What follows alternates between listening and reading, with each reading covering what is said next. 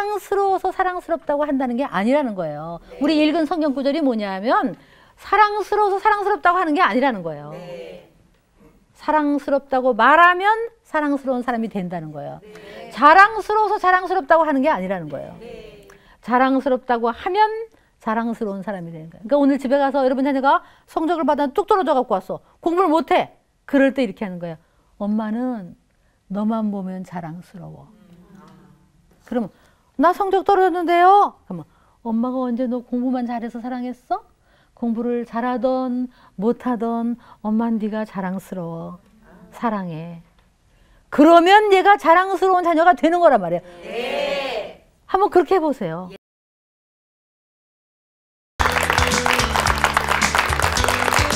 안녕하세요. 안녕하세요. 네, 우리는 지금 가정을 회복하라 시리즈로 오늘 벌써 11번째입니다. 예, 그래서 오늘은 특히 다음 세대, 우리 가정의 가문의 다음 세대, 또 우리 나라의 다음 세대, 즉 자녀를 생각하는 시간입니다. 우리 자녀를 어떻게 키우고 어떻게 회복시킬 것인가.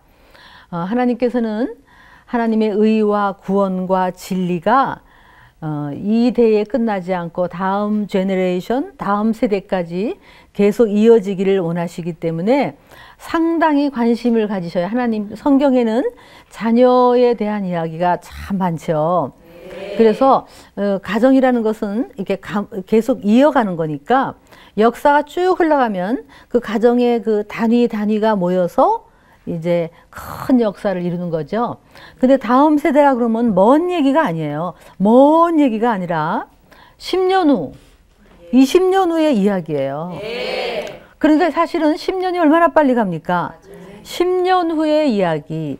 그래서 지금 우리 자녀 너무 어리지만 얘네들이 이제 곧 우리 가정을 이어갈, 우리의 가문을, 김씨 가문, 이씨 가문을 이어갈 그런 진리의 릴레이를 걸어가야 될 자녀이기 때문에 다음 세대를 우리가 생각해야 돼요. 우리 한국 지금 하나님께서 많은 복을 주셨는데 저는 10년 후, 20년 후 우리 한국이 어떻게 될까? 더 믿음으로 하나님께서 더 크게 쓰시고 선교의 도구가 될 거를 분명히 믿지만 사탄이 이거를 가만 안 놔둬요. 정말 우리 조그만 나라에서요, 얼마나 선교사가 많이 나가고 그리고 얼마나 많은 기부, 일본에 비해서 우리가 기부를 엄청 하는 나라죠. 그래서 우리는 복 받는 거예요. 복 받는 거예요. 여러분 가정도 기부 많이 하면 복 받는 거 아시죠? 내 주머니에 이렇게 막 거머쥐면 복 못 받아요. 우리 한국이 그나마 어려운 환경에서 이렇게 하나님께서 높이시는 이유가 있어요. 우리들이 한국에서 많은 물질이 바깥으로 흘러가기 때문이거든요. 그래서 이것이 이제 이어져야 되는데 다음 세대 우리 자녀들이 그 복의 복을 더 이어가야 돼요. 그래서 1번에 보면 영적으로 깨어 있어야 된다. 여러분이 이제 강의안을 드렸는데요. 영적으로 깨어 있어야 된다. 자, 내 자녀는 잘 될 거야. 그냥 가만히 있으면 저절로 잘 될 거야. 이렇게 우리는 막연하게 내 자녀는 잘 자랄 거야 라고 그냥 기대해요. 막연하게. 그런데 여러분 자녀 막연하게 잘 되지 않습니다. 얼마든지 잘못될 수 있습니다. 내 자녀도 누구의 자녀도 얼마든지 사탄에게 우리가 놓일 수가 있다는 거죠. 깨어 있어야 돼. 그래서 많은 부모들이 아기가 태어나면 너무 이쁘잖아요. 그래서 이래요. 우리 애는 워낙 이쁘고 워낙 착해요. 그래요. 근데 여러분 아십니까? 우리 아기 워낙 안 착한 거 아세요? 안 착해요. 다들 헬렐레 하고 착하다는 사이에 우리 아이는 벌써 잘못돼요. 첫 단추가 뭐냐 하면 우리 아이 안 착해요. 여러분 안 믿으시는 눈치인데 1살만 되고 2살만 돼도요, 거기서 어디서 그렇게 때와 불순종과 싫어, 아니야, 내 거야, 미워 하고 동생 눈 콕 쑤시고 그거 어디서 배웠어요?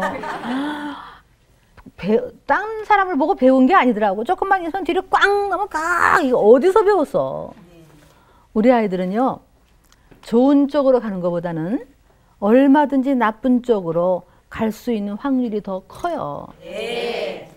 그것이 성경에서는 인간이 죄성이 있다, 죄의 경향성이 있다는 거예요. 인본주의에서는 인간은 착하다 그러지만 우리 아이 안 착해요.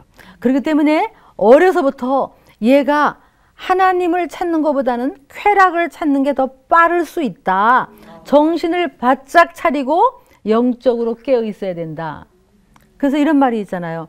뭐 한 아이가 태어나면 하나님은 이 아이를 향한 놀라운 축복의 계획이 있으시지만 사탄도 이 자녀를 향한 교활한 계획이 있어요. 어느 쪽으로 협조할 거냐. 우리들이 그냥 방심하는 사이 우리도 모르게 자녀의 영혼을 빼앗길 수 있다는 거예요. 그래서 이 다음 세대를 준비하려면 영적으로 깨어 있어야 된다. 이게 만만한 일이 아니다. 쉬운 일이 아니다. 그러나 어릴 때부터 깨어 있으면 얼마든지 축복의 축복을 받을 수 있다. 정신 바짝 차려야 된다는 거예요. 자녀. 네. 그리고 두 번째, 자녀의 자아상을 그려준다. 자, 우리 자녀는요, 백지로 태어나요. 자기가 누군지 몰라. 그런데 이제 만약에 옆에서 엄마 아빠가 거울처럼 이 아이를 비춰주는 거야. 이렇게 얘기하는 거야. 아이고 귀해라. 아이고 예뻐라. 이것도 잘하는구나. 사람들이 널 얼마나 좋아하겠어. 하나님이 널 보고 예쁘다 하시지. 그러면 얘는 그걸 듣고 자라는 거야. 듣고 자라면서 나중에 이제 10대가 되고 20대가 되면 누가 뭐라고 해도 이 속에 꽉 찬 게 뭐냐면 나는 귀하고요. 나는 이것도 잘하고요. 사람들도 날 좋아하고요. 하나님도 이뻐하세요. 이런 아주 밝은 자아상을 가지고 이런 아들은 왠지 인간관계도 좋고 또 어려움을 이길 줄 아는 힘도 있고 우울증도 안 앓고 또 고난을 이길 수 있는 그런 힘이 있어요. 그거를 그냥 부모가 끊임없이 그런 긍정적 자아상을 심어줬다면, 근데 반대로 우리도 모르게 아이가 아직 자기가 누군지 모르는데 아이를 보고 누가 널 좋아하겠어? 정말 실망스럽다. 뭐 하나 잘하는 게 있어? 어? 하나님도 이놈하시지? 막 이러면 자꾸 그 얘기를 넣어주면 얘는 그대로 믿을 수밖에 뭐 있어요. 자기가 누군지 모르는데. 그러니까 자꾸 거울이 비춰준 대로. 그래서 우리가 그걸 뭐라 하냐면 중요한 타자라 그래요. 중요한 타자가 말해준 대로 자기를 그렇게 그려가요. 아, 나는 나중에 20세가 되면 나는 이것도 못하고 나는 예쁘지도 않고 사람들도 나를 싫어하고 하나님도 나를 싫어하실 거야. 이런 어두운 자아상을 가지면 왠지 모든 매사에 자신감이 없고 인간관계가 문제가 되고. 여러분은 그동안에 어떤 말들을 그 자녀에게 넣어주셨어요? 어떤 그림을 그려줬냐는 거예요, 그 아이에게. 그래서 우리는 거울과도 같다. 아이는 우리의 거울을 보고 자기 자신을 찾아 나가는 거예요. 근데 만약에 이 거울이 내 거울의 표면 자체가 삐뚤어졌어. 그러면 삐뚤어 비춰줄 수밖에 없어요. 그렇죠? 그걸 우리가 투사라는 말을 쓰는데, 예를 들면 뭐 주유소에 가서 기름을 넣으면 앞유리를 닦아줘요. 근데 어떤 부부가 이렇게 남편이 그거 제대로 닦으셔. 또 닦아주니까 그 먼지 있잖아.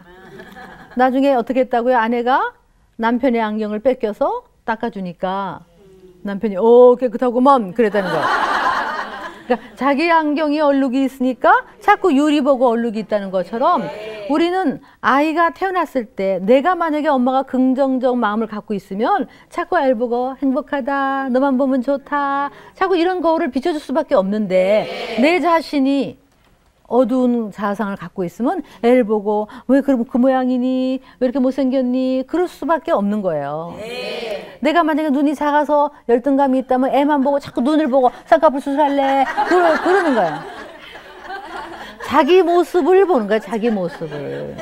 그러니까 우리가 먼저 부모로서 내가 회복되고 아이에게 어떤 자아상을 심어주느냐. 여러분, 아까도 우리가 영적으로 깨어 있어야 된다 그랬지만 지금 우리나라가 참 좋은 게 많은데 얼마나 요즘 자살이 많은지. 자살이 어마어마하게 많대요. 일본보다 더 많다는 말이 있는데 뭐 확실하지는 제가 모르겠지만 우리의 귀한 아이들이 왜 우울증을 앓고 자살을 하느냐 이 말이에요. 조그만 어려움을 못 이기느냐 이거죠. 이제는요 공부 잘하는 게 문제가 아니에요. 무슨 대학 가는 게 문제가 아니에요. 그 애가 나중에 끝까지 밝고 어려움이 있을 때 그 어려움에도 불구하고 건강하고 끝까지 잘 사는 거, 결혼해서 이혼 안 하고 사는 것만 해도 성공이야. 그러니까 욕심 부리지 마세요. 지금 당장 공부 잘, 어떤 부모님은 공부해라 공부해라 해서 좋은 대학 들어갔대요. 들어간 다음에 한 학기 다니더니 인류대학을 들어갔는데 한 학기 다닌 다음부터 그 다음부터 집에 꼼짝 안 하고 4년 5년을 아무것도 안 한다는 거예요. 너무 공부에 욕심 부리지 마세요. 그냥 이렇게 하면 돼요. 건강하게 자라면 된다. 너만 보면 행복하다. 잘 될 거야. 이렇게 해줘야 돼요. 그게 아이를 건강하게 키운 다음 세대잖아요. 예. 그리고 이제 상처를 주지 말자. 정말 우리 자녀들은 부모를 통해 상처를 받아요. 그래서 그 상한 감정의 치유라는 책이 있어요. 이제 두란노에서 나온 책인데 그 책에 보면 이렇게 나무 밀림에 가면 나무에 단면을 자르면 나이테가 있대요.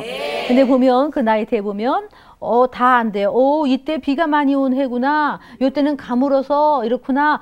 이때는 벼락을 맞았네. 이 나이테를 보면 이 역사를 알 수 있대요. 그것처럼 우리의 성격과 인격의 단면을 잘라보면 우리가 어렸을 때, 1살 때, 3살 때, 5살 때, 10살 때 어떤 말들을 들었고 어떤 충격을 당했는가, 가정에 어떤 일이 있었는가가 다 나타난다는 거예요. 그러니까 우리 자녀는 지금 20세, 30세를 하더라도 그 아이가 과거에 특히 어릴 때 엄마 아빠가 어떻게 그 아이에게 말을 해줬고 상처를 혹시 안 줬는지. 근데 상처는 이제 몇 가지가 있죠. 첫째, 예를 들면 거절감이라는 상처가 있어요. 그거는 엄마한테 사랑받으려고 노력하고 아빠한테 사랑받으려고 막 노력하는데 막 이러는데 저리 가! 저리 가! 또 한두 번 하면 이길 수 있어요. 근데 계속 사랑받으려고 하는데 저리 가! 보기 싫어! 저리 가! 이렇게 할 때 이 아이는 나는 아무리 해도 사랑 못 받는다. 나는 사랑 못 받는 존재구나. 그래서 사랑 못 받은 목마름이 있어요. 목마름. 결핍. 그러면 얘들은요 평생 이 사랑 찾아다니느라고 얼마나 목말라 하는지 몰라요. 그래서 만약에 그 남자들이 이렇게 가끔 중독, 여자도 그렇지만 중독에 빠지는 사람들은 뭐가 이 마음에 텅 빈 거예요. 이게 뭐냐면 사랑을 충분히 받지 못해서 이게 메꾸는 것이 뭘로 메꾸느냐, 뭔가 이렇게 쾌락과 딴 걸로 메꾸려고 하는. 그게 부모가 특히 어릴 때 사랑을 흠뻑 줘야 돼요. 그냥 보기만 하면 웃고 사랑해, 안아주고, 그리고 엄마는 널 사랑해, 아빠는 널 사랑해, 이렇게 해줘야 돼요. 그리고 여러분, 아이들이 불안을 경험하면 안 돼요. 어렸을 때 불안. 엄마 아빠 막 싸울 때 애들 어떨 것 같아요? 막 싸워. 그러면 아이는요 한쪽 구덩이에서 인생의 희망이라는 걸 잃어버려요. 여러분, 애들 앞에서 절대로 싸우지 마세요. 싸우려면 바깥에 나가서 싸우든지 애들 없을 때 싸우든지, 정 급하게 싸울 때는 애들한테 이렇게 얘기해서 잠깐, 엄마 아빠 잠깐만 싸울게. 우리 이혼하는 건 절대로 아니고, 니들도 싸우잖아, 우리 잠깐 싸우게, 이러고 싸우세요. 애들 앞에서 막 소리 지를 때 좀 애들은 구청에서 내가 잘못해서 그런가? 나는 어떻게 되나? 엄마 아빠 이혼하면 어떡하나? 얘는 말할 수 없는 불안을, 이 불안이요 나이가 들어도 그 불안은 따라다녀요. 상처 주지 마세요.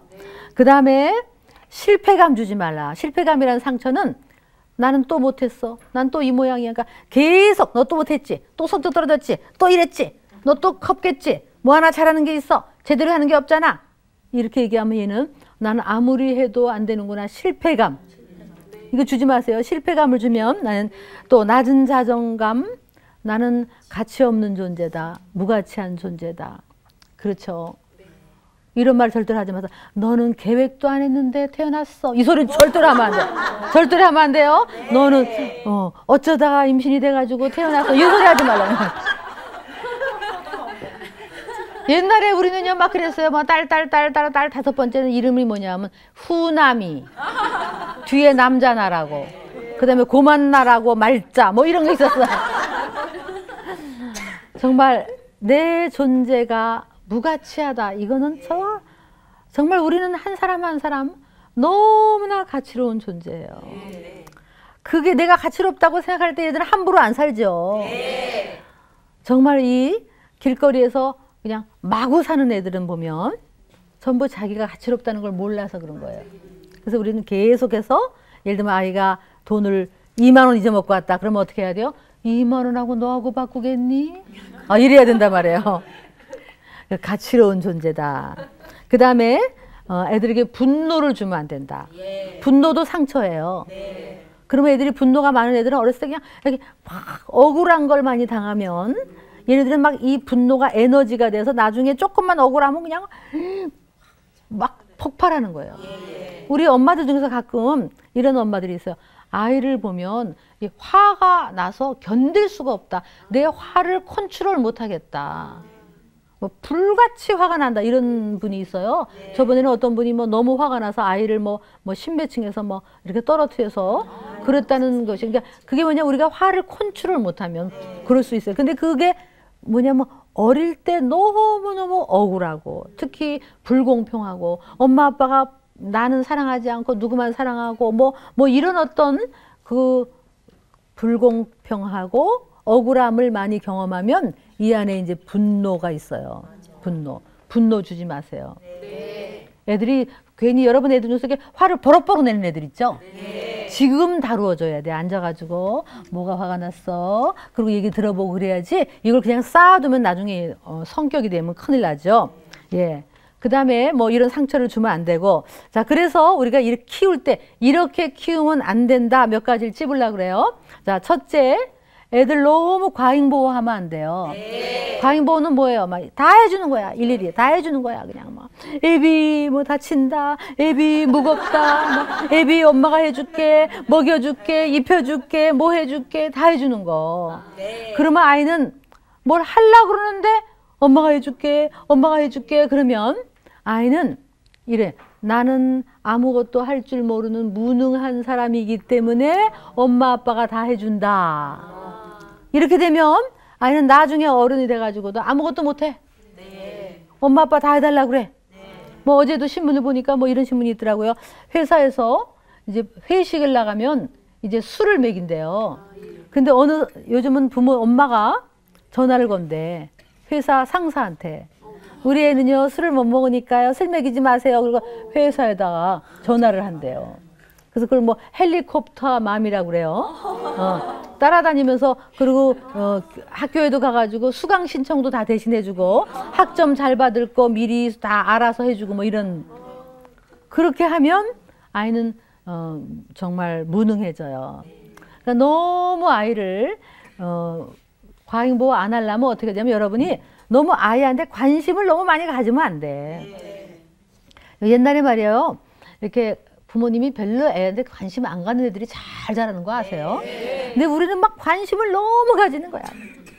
우리의 모든 게 애야 그냥. 그래서 막 어떤 조그만 애가 쓴글에 이래서 우리 엄마는 내가 손을 씻으려고 하면 말씀하신다. 손 씻어라. 밥을 먹으려고 하면 말씀하신다. 밥 먹어라. 그냥 따라다니면서 내가 손 씻으려고 하면 말씀하신다. 손 씻어라. 막 계속 그러니까 얘가 뭘 좀 하려고를 못해. 다 해주는 거예요. 자, 과잉보호 하면은 아이는 무능한 아이가 되면 나중에 어른이 돼가지고 아무것도 못하는 애가 돼요. 다음 세대를 위해서 그렇게 하면 안 돼요. 그래서 이런 기도문이 있죠. 내 자녀를 평탄하고 안이한 길로 가게 하지 마시고 고난과 어려움을 이길 줄 아는 강한 자녀로 키워주소서. 여러분 자녀를 강하게 키워야 다음 세대에 이 나라에서 우리 자녀들을 쓸 수 있는. 여러분 자녀 쓰임 받기 원하시죠? 네. 잘 되기 원하시죠? 네. 정말 우리나라 대통령, 그렇죠. 대통령이 어릴 때 굉장히 가난했다 그러잖아요. 네. 막 풀빵 장사도 하셨다 그러고, 그리고 이태원에서 막 니아까 끌고 청소부도 하셨대. 그래서 이 어려움을 뚫고 가는 힘이 좀 있으신 것 같아요. 저력이. 우리 자녀, 여러분이 제가 보면요. 이렇게 돈이 많으시고 넉넉하신 분 있잖아요. 그런 집에서 애들이 잘 자랄 확률이 좀 떨어져요. 좀 미안한 얘기지만. 그렇잖아요. 조금 어려워야 애들이 이렇게 이길 수 있는 힘이 있는데 모든 걸 다 제공해주고 사주고 또 사주고 사달라 그러기 전에 미리미리 사주고 저기 티셔츠 있다 입어보자 그러면 싫어 그러면 입어봐 그러고 사주고 그가 애가 어려움을 모르는 거예요. 어려움을. 그러게 어떻게 그 나중에 강인한 애가 될 수 있겠냐는 거예요.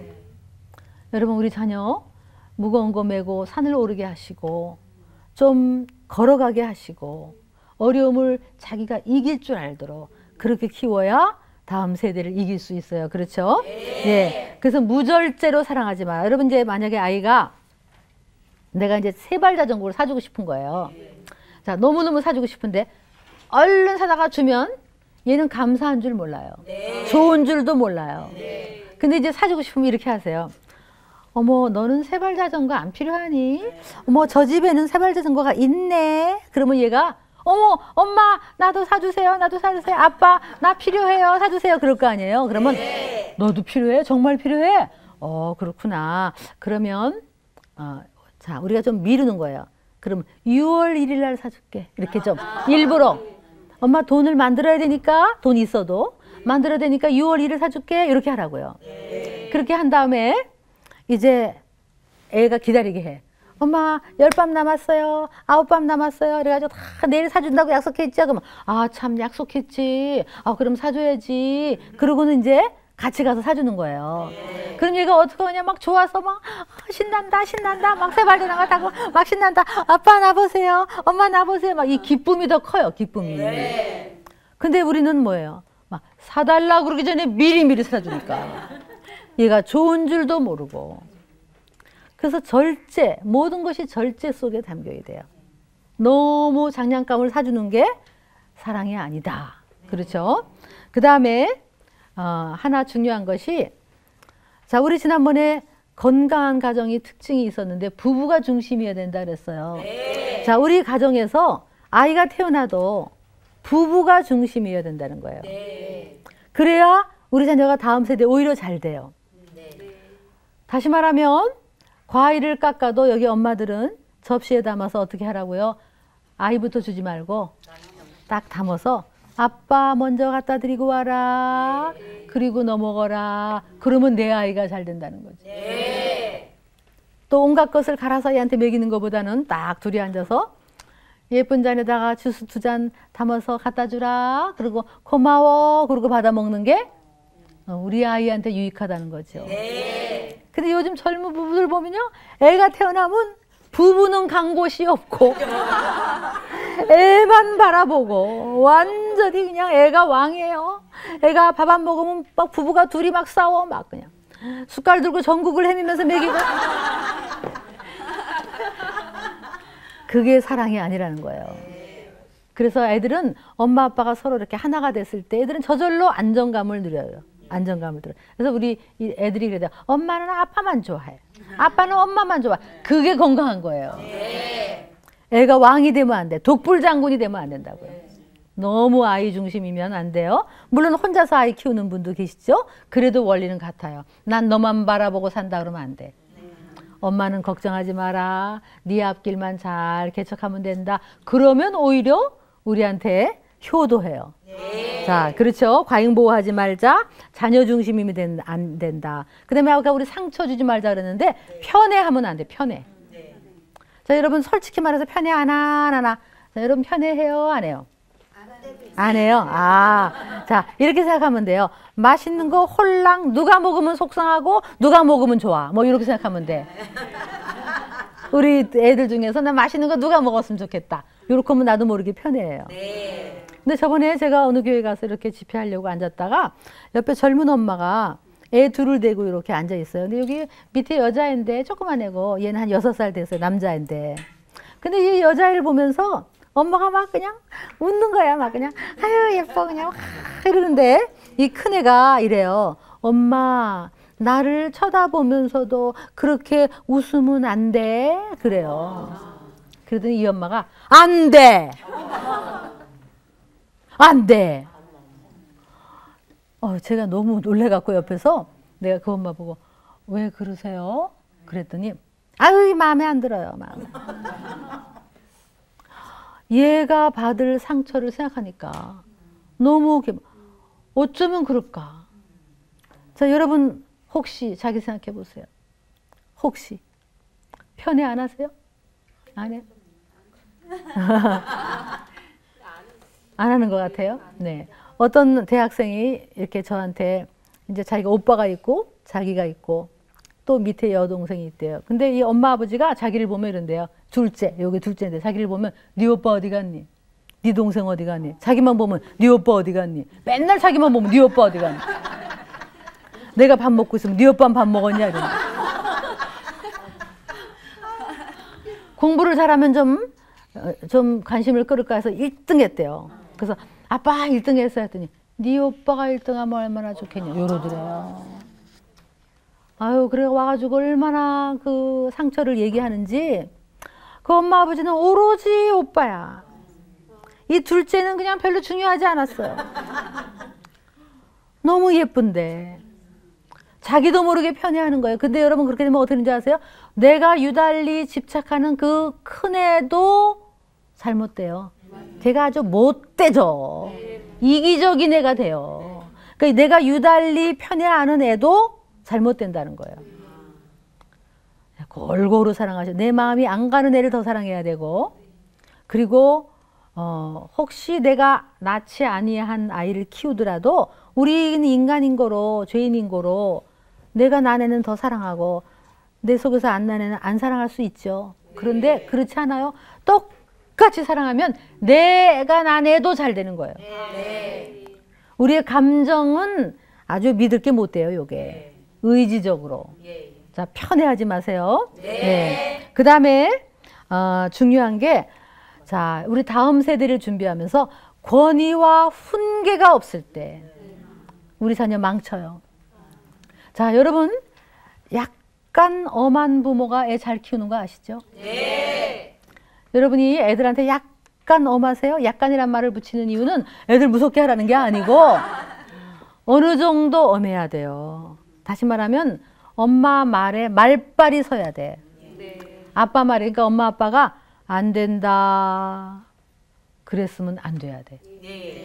어때요? 여러분이 애들한테 안 된다 그랬으면 애들이 그 말을 듣나요? 어떠세요? 들어요. 네. 아이고 할렐루야. 네. 그러니까 어릴 때부터, 특히 어릴 때 애들은 엄마 아빠 말을 들어야 돼요. 네. 반대로 거꾸로 얘기하면 뭐예요? 엄마 아빠가 애들한테 절절매고 안 된단 말 못하고 애의 종처럼 모든 것을 제공해주고 막 아이한테 절절매면 내 애가 잘못된다는 거예요. 네. 근데 요즘 주위에 그런 사람 많이 보지 않으세요? 네. 너무나 애가 그냥 완전히 왕이야 왕. 엄마 아빠가 절절매 애한테. 그러면 내 애가 망친다는 거예요. 그래서 여러분이 아이한테 안 된다는 말을 많이 사용하지 말라 이런 말이 있어요. 안 돼, 안 돼, 안 돼, 안 돼, 안 돼. 이걸 많이 쓰지 말고 안 된 것만 안 된다고 했으면 안 돼야 돼. 네. 그럼 안 돼, 안 돼, 안 돼, 안 돼. 아이고 돼. 이러잖아 우리가. 그러지 말고. 그렇죠? 그러니까 예를 들면 우리가 슈퍼에 가서 애가 뭐 사달라 그러면 쳐다보시고 마음의 결정을 하세요. 그래, 하나 집어라. 그럼 애가 고맙습니다. 그래야 돼요. 근데 우리가 어쩌다가 안 된다. 그랬으면 안 돼야 돼요. 네. 그렇죠? 네. 그러면 애가 엄마 사주세요. 그러면 엄마 안 된다 그랬지? 안 되는 거 안 되는 거야? 엄마 사주세요. 안 돼. 그리고 흔들림 없이 와야 돼요. 네. 그러면 애가 그 다음에 사주고 싶으면 오늘 말 잘 들어서 내일 사줄게. 그럴 망정. 그러면 애들은 순종을 배우고 마음의 질서가 생기고 그런 애들은 10대가 돼도 반듯한 애가 돼요. 네. 근데 제가 이렇게 보면 슈퍼 같은 데 가면 애들이 뭐 사달라 그러면 엄마가 쳐다보지도 않아. 사주세요 그러면 안 돼. 그러면 엄마 사주세요 그러면 안 된다니까. 엄마 사주세요. 그럼 이거 빨리 집어. 그럼 빨리 집어. 막 그래. 그러니까 3번 졸르면 되는 거야 막. 그러면 막 애가 장난감 가게에서 뒤로 꽝 넘어가고 그럼 또 사주고. 그러면 걔가 뭐가 되겠냐 이거예요. 그러면 아이는 잘못된다는 거예요. 특히 이 권위에 있어서 한 가지만 중요한 거는 뭐냐면 정말 엄마 아빠가 같이 한 뜻이어야 돼요. 만약에 아까 슈퍼에서 엄마가 안 된다 그랬으면 계속 안 된다. 근데 애가 옆에 있는 아빠는 아빠 나 이거 사줘요. 그럼 아빠가 뭐라 그래야 돼? 안 돼. 엄마가 안 된다고 했잖아. 그러니까 안 되는 거야. 그래야 애들이 권위가 쓰지. 그렇잖아요. 이게 중요. 근데 보통 뭐 엄마는 안 된다. 아빠는 내비둬라. 할머니는 기죽이지 마라. 막 셋이 다 다르니까. 그러니까 애들이 어떻게 권위가 쓰겠냐고요. 여러분 저번에 어떤 어머니가 병원에 입원하셨어요. 그래서 왜 입원했냐니까 아이가 핸드폰을 바꿔달라고 해서 안 된다고 했더니 얘가 막 그냥 막 뭘 때려 부시고 그래서 이걸 말렸더니 엄마를 발길로 차서 여기가 다쳐갖고 병원에 입원했어요. 여러분 그게 남의 얘기만이 아니에요. 어릴 때 그냥 아이한테 응야응야 하면 애가 그렇게 돼요. 진짜 그러면 다음 세대고 뭐고 없어요.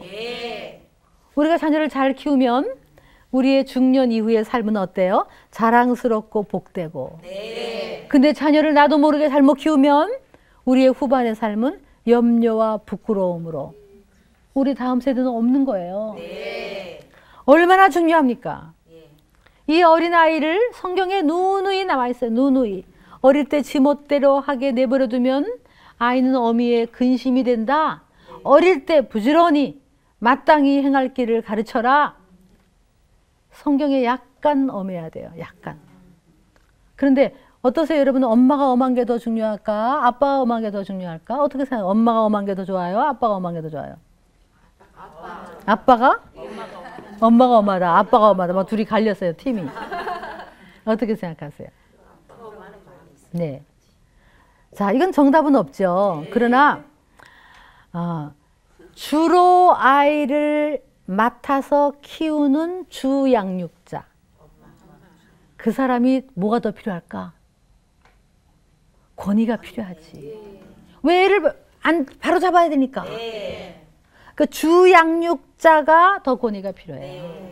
어쩌다 들어온 아빠는 뭐 안 그래도 돼. 그 대신 엄마가 오늘 혼냈어요. 그런데 애가 아빠 엄마가 오늘 혼냈어. 그러면 아빠는 어떻게 해야 돼요? 감싸줘야 돼요? 네. 그러나 아까 말했던 부부가 하나가 된다고 그랬잖아요. 이렇게 해야 되죠. 어이구 엄마가 혼냈어? 이렇게 감싸주는 거네요. 엄마가 혼냈어? 어이구 우리 사랑하는 아들을 엄마가 혼냈어? 그렇게 감싸주고 그러나 이렇게 해야 하는 거죠. 그렇지만 엄마가 널 사랑하니까 그런 거니까 엄마 말 들어야지. 이렇게 해줘야죠. 그 엄마는 그렇게 아빠는 좀 어쩌다 들어왔으니까 사랑 역할 해고 엄마는 늘 맡아 키우는 거니까 오히려 권위를 가지고 안 되는 거 안 된다. 그랬으면 안 돼야 돼요. 그렇죠? 네. 그래서 이 엄마가 옛날 우리나라 말에 엄모 자친이라는 말은 맞아요. 그거는. 그죠? 맞는 건 맞고 틀린 건 틀린 거니까. 그래서 옛날부터 엄한 부모 밑에서 애들이 잘 자라요. 네. 그래서 옛날에 제가 오래전에 빛과 소금이라는 잡지에서 책을 하나 읽었는데요. 글을 하나 읽었는데 글 제목이 이거더라고요. 엄마에게 매맞고 싶어라. 이런 제목이에요. 근데 어떤 목사님이 옛날에 자기가 잘못을 하면 엄마가 옷을 하얗게 갈아입고 와가지고 자기를 딱 세워놓고 종아리를 때리셨대요. 근데 그 엄마 지금 돌아가시고 안 계시지만 정말 내가 잘못될 때 그렇게 바로 잡아줄 사람이 누군가 뭐 이런 글이었어요. 그렇게 하는 부모가 요즘 많지 않죠. 사랑이 뭡니까? 해달라는 다 해주는 게 사랑이 아니라는 거예요. 자, 그리고 우리 지금 아까 과잉보호하면 안 된다. 너무 자녀 중심이면 안 된다. 그리고 권위가 없으면 안 된다. 그랬죠? 그 다음에 이제 한 가지. 끝없이 높아지는 부모의 기대. 끝없이 높아지는 부모의 욕심. 이게 아이에게 상처를 줘요. 그러니까 내 딴에는 했는데 더 잘해, 더 잘해, 더 잘해, 더 잘해. 이거 틀렸잖아, 이거 틀렸잖아. 더 잘해, 더 잘해. 아이는 막 좀 제 딴에는 좀 칭찬받고 싶은데 계속 더 잘해, 더 잘해, 더 잘해. 막 이렇게 말하는 거. 그것이 우리 아이에게는 아무리 칭찬받으려고 헉헉거리다가 또 높아져. 기대가 또 높아져. 그럴 때 나는 틀렸구나. 이렇게 돼요. 여러분은 어떠세요? 엄마 영어 100점 받았어요. 그럼 뭐라고요? 수학 떨어졌잖아, 수학. 아빠 수학 100점 받았어요. 그러면 너네 반에 100점이 몇 명인데? 이번에 시험이 쉬웠냐? 지금 100점이 중요한 게 아니다. 고3까지 잘해야지. 뭐 이렇게 얘기하면 아이는 아무리 해도 부모의 기대가 끝없이 높아져. 끝없이. 그럼 얘는 막 헉헉거리고 하다가 나중에는 차라리 포기시키자. 엄마 아빠의 기대는 내가 못 미춘다. 이렇게 돼버리면 우리 아이는 그것을 뚫고 나갈 수가 없는 거예요. 여러분이 너무 기대가 어떠세요? 아이에 향한 기대가. 그 조금 커요? 조금. 특히 누구한테 커요? 큰애하고 작은애한테? 큰애한테 더 커요. 자, 우리는 누구나가 자기 큰애가 혹시 천재가 아닐까라는 생각이 안 해본 사람 없어. 안 해본 사람. 말만 빨리 해도 천재인 줄 알고. 제가 한 가지 가르쳐 드릴게요. 여러분 큰애 천재 아닙니다. 천재가 아니라고 지금 어느 정도 이제 현실적으로 돌아왔습니까? 네. 아니면 아직도 천재라고 생각합니까? 네, 현실로 돌아왔어요. 현실로 돌아왔어요. 근데 요즘 뭐 우리나라에 그 책이 번역된 게 많은데 무슨 양육 쇼크라는 또 책이 있어요. 그 책도 제가 이렇게 잠깐 보니까 그 아이가 어릴 때 혹시 IQ 검사를 해서 머리가 좋다. 그럴 때요. 얘는 똑똑해요. 얘는 머리가 좋아요. 소리를 하면 아이가 오히려 공부를 못한대요. 내가 머리가 좋다, 똑똑하다를 알면 오히려 노력을 안 한다는 거예요. 그래서 혹시 머리가 좋아도 비밀. 절대로 그렇게 말하면 안 돼요. 왜? 정말 그렇게 우리가 환상을 가지면 칭찬을 안 하는 거예요. 너 머리 좋은데 더 해라, 더 해라. 그렇게 하시면 안 돼요. 그래서 이렇게 우리들이 아이에게 상처를 주지 않으려면 너무 과잉보호하지 말고 너무 아이가 왕이 되면 안 되고 그다음에 너무 높은 기대를 가지면 안 되고 편애하면 안 된다. 그렇죠?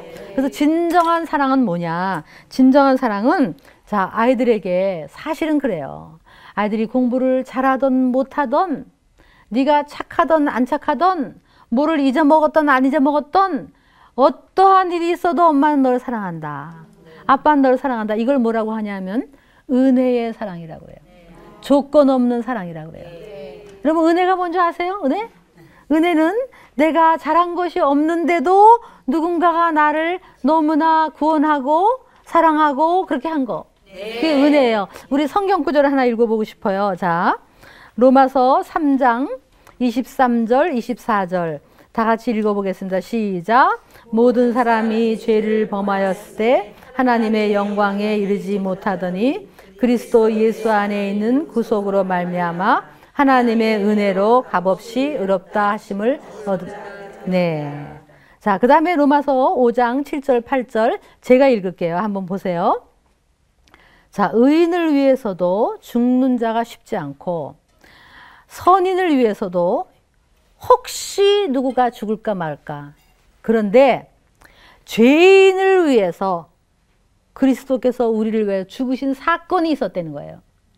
의인을 위해서도 선인을 위해서도 자기 목숨을 내놓은 사람이 거의 없는데 완전 죄인을 위해서 자기 목숨을 내놓았다. 예수님께서. 그게 기독교예요. 놀라운 사건. 종교를 뒤집어 엎는 거예요. 그 다음에 거기 에베소서 2장 같이 읽겠습니다. 시작.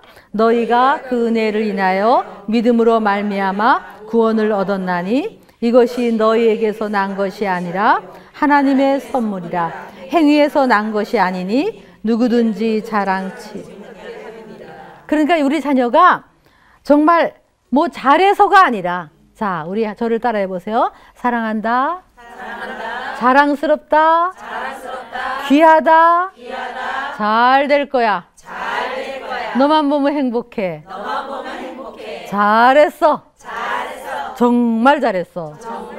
근데 거기다가 그런데 더 잘해 이렇게 되면 아까 높은 기대가 되는 거예요. 네, 그런 데가 없어야 돼. 잘했어. 정말 잘했어로 끝나야 돼. 근데 여러분, 자, 사랑스러워서 사랑스럽다고 한다는 게 아니라는 거예요. 우리 읽은 성경 구절이 뭐냐면 사랑스러워서 사랑스럽다고 하는 게 아니라는 거예요. 사랑스럽다고 말하면 사랑스러운 사람이 된다는 거예요. 자랑스러워서 자랑스럽다고 하는 게 아니라는 거예요. 자랑스럽다고 하면 자랑스러운 사람이 되는 거예요. 그러니까 오늘 집에 가서 여러분 자녀가 성적을 받아 뚝 떨어져 갖고 왔어. 공부를 못해. 그럴 때 이렇게 하는 거예요. 엄마는 너만 보면 자랑스러워. 그러면 나 성적 떨어졌는데요. 그러면 엄마가 언제 너 공부만 잘해서 사랑했어? 공부를 잘하던 못하던 엄마는 네가 자랑스러워. 사랑해. 그러면 얘가 자랑스러운 자녀가 되는 거란 말이에요. 한번 그렇게 해보세요. 여러분 자녀를 자꾸 사람들 앞에서 제 자랑스러운 아들이에요. 제 자랑스러운 딸이에요. 그러면 걔가 들어가서 자랑스러운 사람이 돼야지. 그래 공부한단 말이에요. 그걸 뭐라고 하냐면 은혜의 사랑이라고 그래요. 여러분 우리가 하나님의 사랑을 받을 자격이 없는데 하나님이 우리를 먼저 사랑하셨어요. 도무지 자격이 없는데. 그래서 이제는 내가 어떤 마음이 드냐면 좀 제대로 하나님 뜻에 맞게 살아보고 싶어. 그렇게 마음이 생겼어. 왜냐하면 하나님 먼저 나를 사랑하셨기 때문에. 자, 이걸 우리가 가정에 적용하라는 거예요.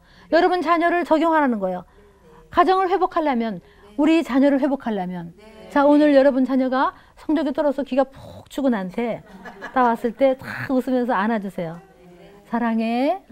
엄마 나 성적 떨어졌는데요. 성적은 떨어질 때도 있고 오를 때도 있는 거야. 길게 봐. 엄마 너만 보면 행복해. 자랑스러워. 그러면 우리 자녀가 내가 정말 자랑스러운 사람이 돼야 되겠다. 혹시 지금 반항하고 삐뚤어지고 말 안 하고 문장가 걸고 화를 버럭버럭 내는 애가 있으면 그 아이한테 가서 아빠가 이렇게 해야 돼요. 사랑해. 아빠가 너 얼마나 사랑하는지 알고 있지? 너는 어떤 것보다도 귀하고 누구보다도 귀하고 뭐로도 바꿀 수 없고 그렇게 얘기해 줘야 돼요.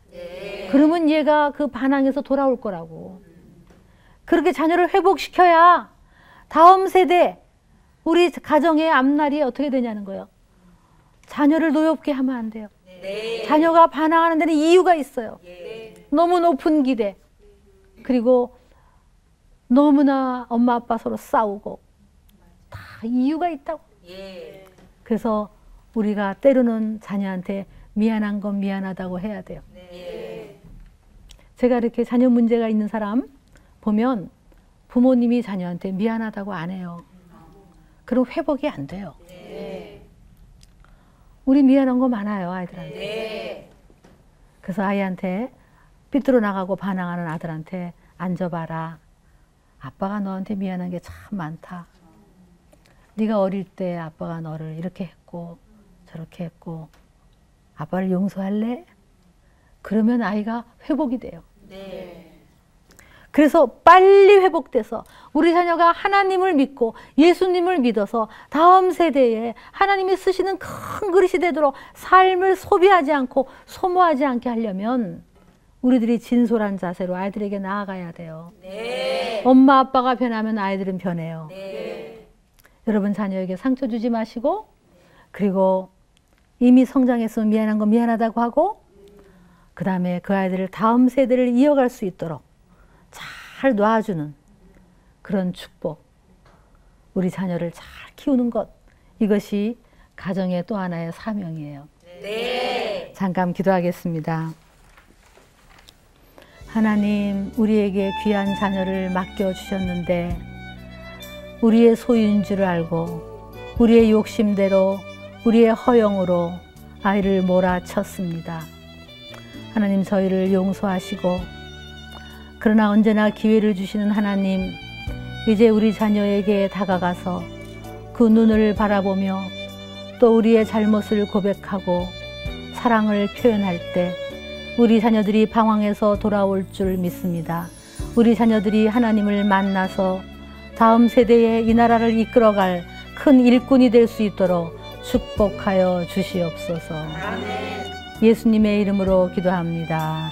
아멘. 감사합니다.